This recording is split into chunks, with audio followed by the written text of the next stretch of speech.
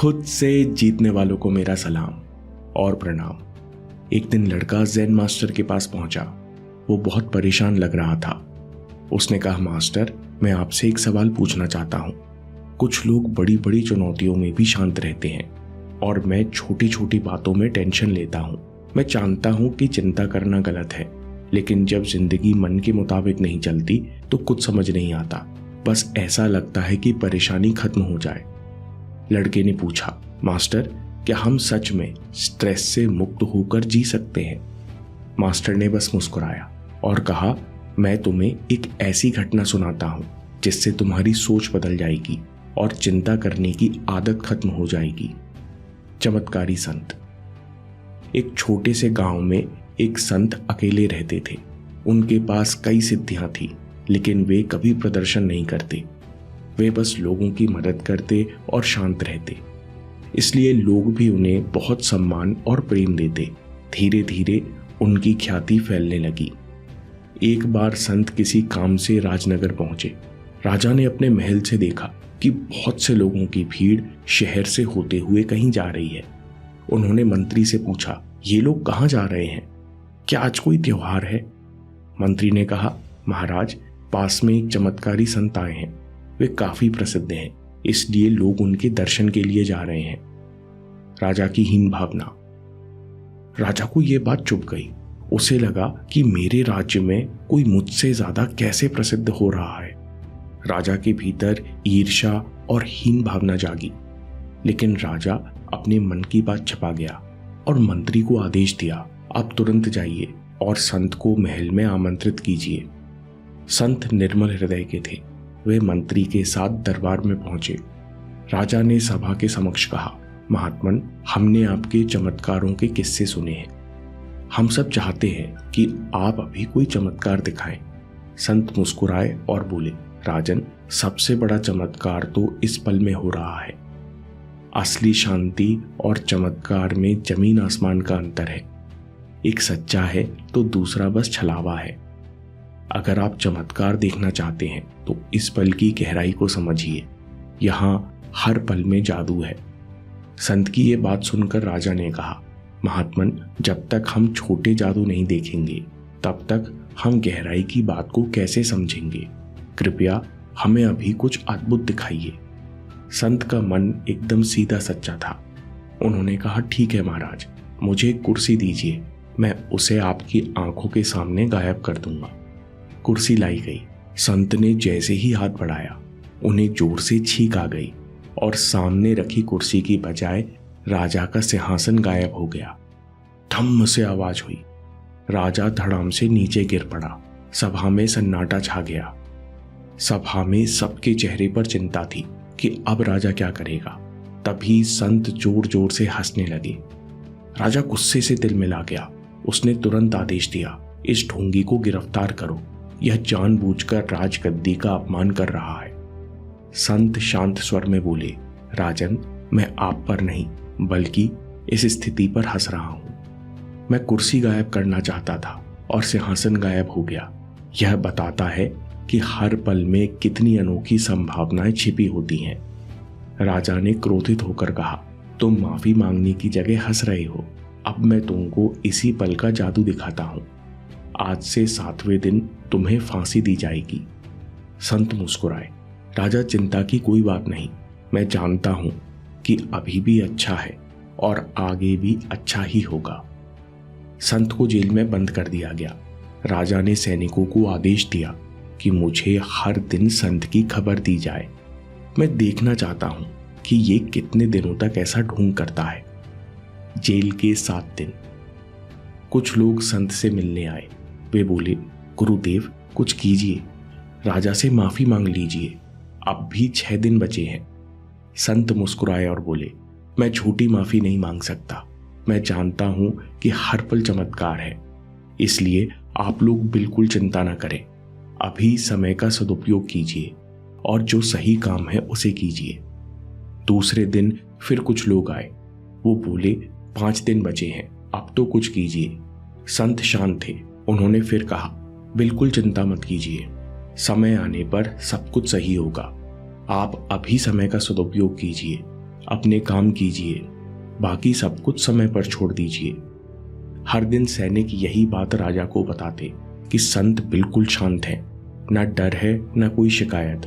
हर बार वे यही बात कहते हैं कि हर पल में जादू है, अभी समय का सदुपयोग कीजिए और जो सही काम है बस उसे कीजिए। 7वें दिन संत को राजा के सामने लाया गया।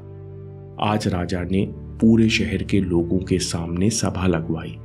राजा ने देखा कि संत के चेहरे पर अब भी वही शांति है। राजा से रहा न गया। वो बोले, महात्मन, आज आपके गले में मृत्यु है, तब भी आप चिंता नहीं कर रहे।